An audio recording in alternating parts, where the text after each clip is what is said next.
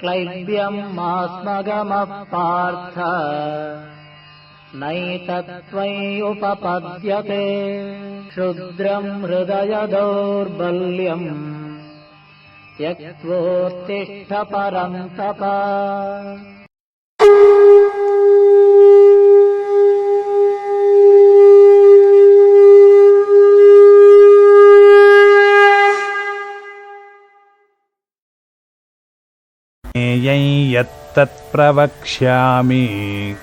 ज्ञेयं यत्तत्प्रवक्ष्यामि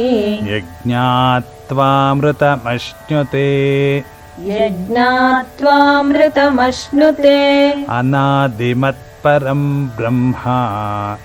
अनादिमत्परं ब्रह्म न सत्तन्नासदुच्यते ज्ञेयं यत्तत्प्रवक्ष्यामि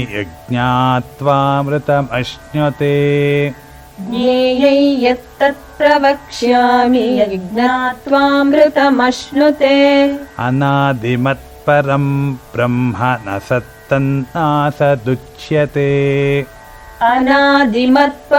ब्रह्म न सत्तन्नासदुच्यते ज्ञेयं यत्तत्प्रवक्ष्यामि यज्ञात्वामृतमश्नुते अनादिमत्परं ब्रह्म न सत्तन्नासदुच्यते ज्ञेयं यत्तत्प्रवक्ष्यामि यज्ञात्वामृतमश्नुते अनादिमत्परं ब्रह्म न सत्तन्नासदुच्यते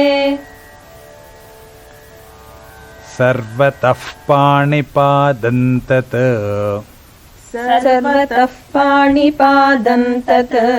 सर्वतोक्षिशिरोमुखम् सर्वतः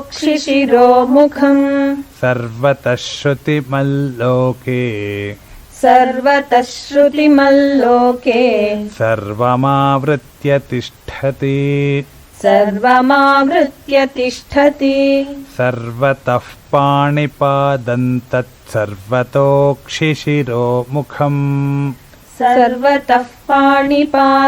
तत् सर्वतोक्षिशिरोमुखम् सर्वतः श्रुतिमल्लोके सर्वमावृत्य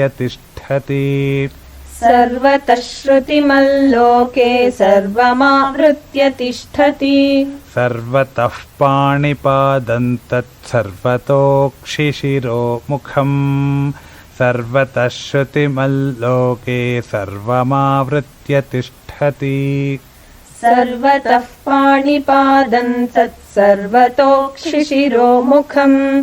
सर्वतः श्रुतिमल्लोके सर्वमावृत्य तिष्ठति सर्वेन्द्रियगुणाभासम्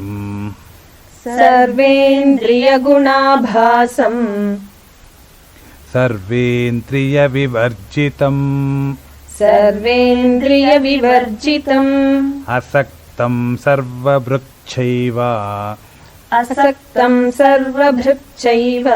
निर्गुणं गुणभोक्तृ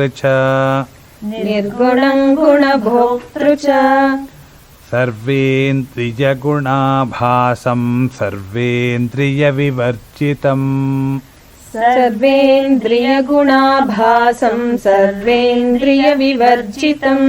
असक्तं सर्वभृक्षैव निर्गुणं गुणभोक्तृ च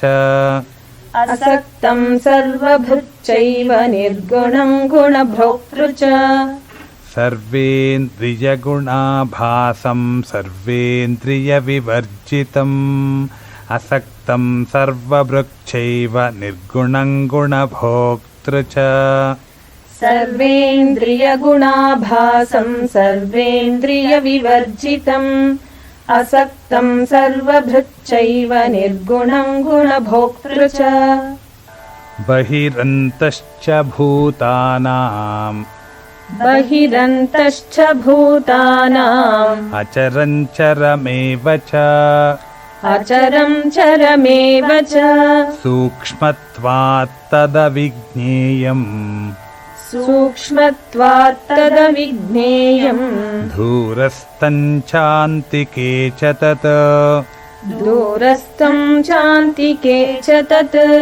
बहिरन्तश्च भूतानामचरञ्चरमेव च बहिरन्तश्च भूतानामचरं चरमेव च सूक्ष्मत्वात् तदविज्ञेयं दूरस्थं चान्तिके च तत् सूक्ष्मत्वात् तदविज्ञेयं दूरस्थं चान्तिके च तत् बहिरन्तश्च भूतानामचरञ्चरमेव च सूक्ष्मत्वात् तदविज्ञेयं दूरस्थं चान्तिके च तत् बहिरन्तश्च भूतानामचरं चरमेव च सूक्ष्मत्वात् तदविज्ञेयं दूरस्थं चान्तिके च तत् अविभक्तं च भूतेषु अविभक्तं च भूतेषु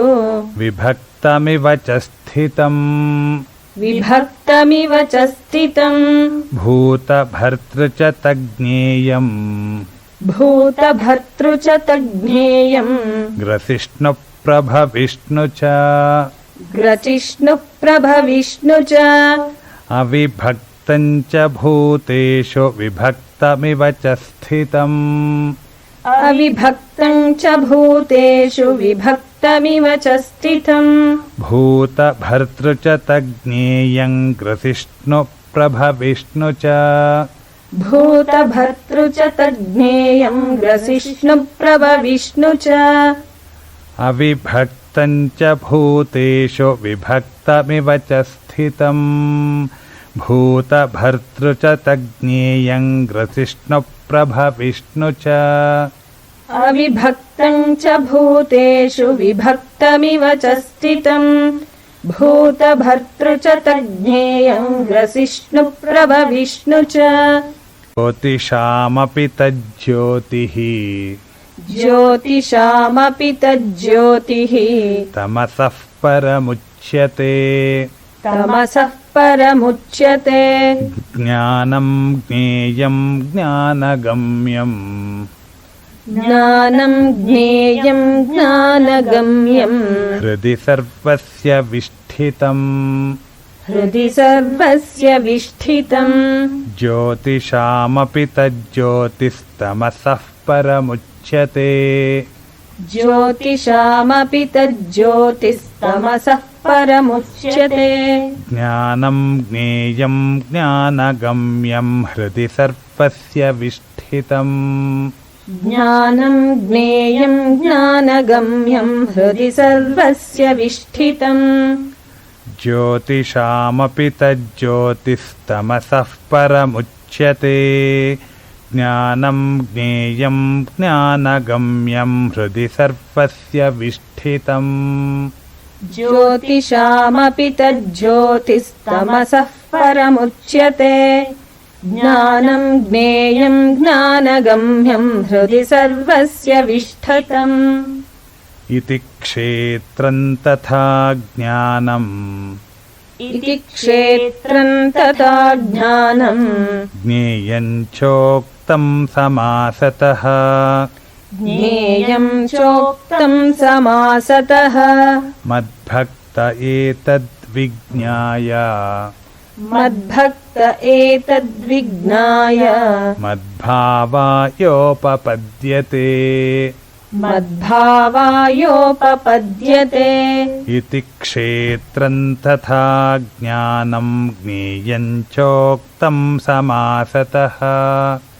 इति क्षेत्रं तथा ज्ञानं ज्ञेयं चोक्तं समासतः मद्भक्त एतद्विज्ञाय मद्भावायोपपद्यते मद्भक्त एतद्विज्ञाय मद्भावायोपपद्यते इति क्षेत्रं तथा ज्ञानं ज्ञेयं चोक्तं समासतः मद्भक्त एतद्विज्ञाय मद्भावायोपपद्यते इति क्षेत्रं तथा ज्ञानं ज्ञेयं चोक्तं समासतः मद्भक्त एतद्विज्ञाय मद्भावायोपपद्यते प्रकृतिं पुरुषं चैव प्रकृतिं पुरुषं चैव विद्यनाधि उभावपि विध्यन्यादि उभावपि विकारांश्च गुणांश्चैव विकारांश्च गुणांश्चैव विद्धि प्रकृतिसम्भवान् विद्धि प्रकृतिसम्भवान् प्रकृतिं पुरुषं चैव विद्यनादि उभावपि प्रकृतिं पुरुषं चैव विध्यन्नादि उभावपि विकारांश्च गुणांश्चैव विद्धि प्रकृतिसम्भवान् विकारांश्च गुणांश्चैव विद्धि प्रकृतिसम्भवान् प्रकृतिं पुरुषं चैव विद्यनादि उभावपि विकारांश्च गुणांश्चैव विद्धि प्रकृतिसम्भवान् प्रकृतिं पुरुषं चैव विध्यन्नादि उभावपि विकारांश्च गुणांश्चैव विद्धि प्रकृतिसम्भवान् कार्यकरणकर्तृत्वे कार्यकरणकर्तृत्वे हेतुः प्रकृतिरुच्यते हेतुः प्रकृतिरुच्यते पुरुषः सुखदुःखानां पुरुषः सुखदुःखानां भोक्तृत्वे हेतुरुच्यते भोक्तृत्वे हेतुरुच्यते कार्यकरणकर्तृत्वे हेतुः प्रकृतिरुच्यते कार्यकरणकर्तृत्वे हेतुः प्रकृतिरुच्यते पुरुषः सुखदुःखानां भोक्तृत्वे हेतुरुच्यते पुरुषः सुखदुःखानां भोक्तृत्वे हेतुरुच्यते कार्यकरणकर्तृत्वे हेतुः प्रकृतिरुच्यते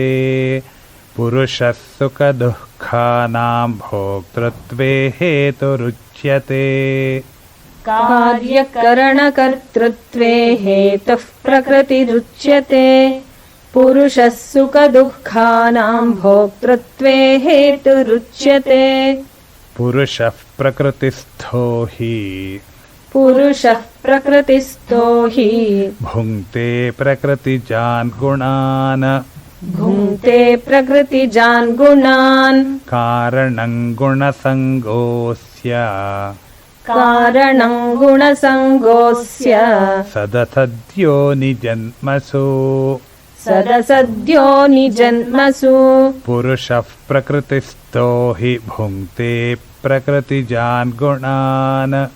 पुरुषः प्रकृतिस्थो हि भुङ्क्ते प्रकृतिजान् गुणान् कारणं गुणसङ्गोऽस्य सदसद्यो निजन्मसु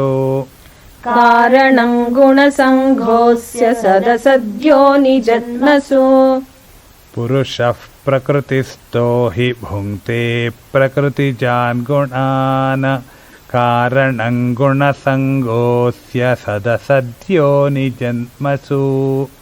पुरुषः प्रकृतिस्थो हि भुङ्क्ते प्रकृतिजान् गुणान् कारणं गुणसङ्घोऽस्य सदसद्यो निजन्मसु उपद्रष्टानुमन्ता च उपद्रष्टानुमन्ता च भर्ता भोक्ता महेश्वरः भर्ता भोक्ता महेश्वरः परमात्मेति चाप्युक्तो परमात्मेति चाप्युक्तो देहेऽस्मिन् पुरुषः परः देहेऽस्मिन् पुरुषः परः उपद्रष्टानुमन्ता च भर्ता भोक्ता महेश्वरः उपद्रष्टानुमन्ता च भर्ता भोक्ता महेश्वरः परमात्मेति चाप्युक्तो देहेऽस्मिन् पुरुषः परः परमात्मेति चाप्युक्तो देहेऽस्मिन् पुरुषः परः उपद्रष्टानुमन्ता च भर्ता भोक्ता महेश्वरः परमात्मेति चाप्युक्तो देहेऽस्मिन् पुरुषः परः उपद्रष्टानुमन्ता च भर्ता भोक्ता महेश्वरः परमात्मेति चाप्युक्तो देहेऽस्मिन् पुरुषः परः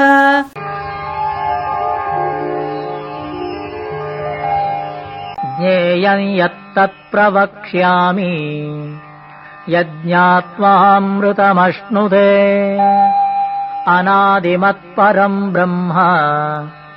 न सत्तन्नासदुच्यते सर्वतः पाणिपादं तत् सर्वतोक्षिशिरोमुखम् सर्वतः श्रुतिमल्लोके सर्वमावृत्य तिष्ठति सर्वेन्द्रियगुणाभासम् सर्वेन्द्रियविवर्जितम् असक्तम् सर्वभृच्चैव निर्गुणम् गुणभोक्तृ च बहिरन्तश्च भूतानाम् अचरम् चरमेव च सूक्ष्मत्वात् तदविज्ञेयम् दूरस्थम् चान्तिके च तत् अविभक्तम् च भूतेषु विभक्तमिव च स्थितम् भूतभर्तृ च तज्ज्ञेयम् ग्रसिष्णुप्रभविष्णु च ज्योतिषामपि तज्ज्योतिः तमसः परमुच्यते ज्ञानम् ज्ञेयम् ज्ञानगम्यम् हृदि सर्वस्य विष्टितम् इति क्षेत्रम् तथा ज्ञानम् ज्ञेयम् चोक्तम् समासतः मद्भक्त एतद्विज्ञाय मद्भावायोपपद्यते प्रकृतिम् पुरुषम् चैव विद्यनादीवुभावपि विकारांश्च गुणांश्चैव विद्धि प्रकृतिसम्भवा कार्यकरणकर्तृत्वे हेतुः प्रकृतिरुच्यते पुरुषः सुखदुःखानाम् भोक्तृत्वे हेतुरुच्यते पुरुषप्रकृतिस्थो हि भुङ्क्ते प्रकृतिजान् गुणा कारणम् गुणसङ्गोऽस्य सदसद्योनिजन्मसु उपद्रष्टानुमन्ता च भर्ता भोक्ता महेश्वरः परमात्मेति चाप्युक्तः,